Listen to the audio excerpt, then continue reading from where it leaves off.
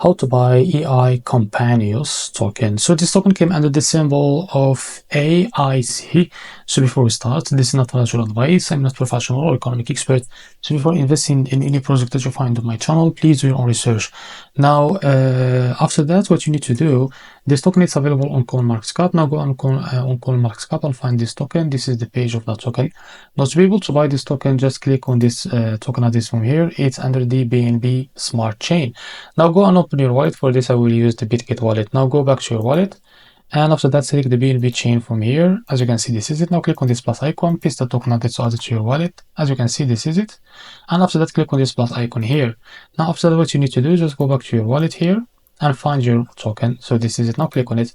After that, what you need to do is just click on swap, and here switch it from here, and here select the token that you want to buy with, for example USDT, and make sure you have enough USDT on your wallet. Now here type how much you want to buy, wait a few seconds, and as you can see, this is how much you receive, and after that click on buy, and you will buy this token without any issue. So this is how to buy the AI Companions token. If you found this very helpful, please like and subscribe. See you in the next video.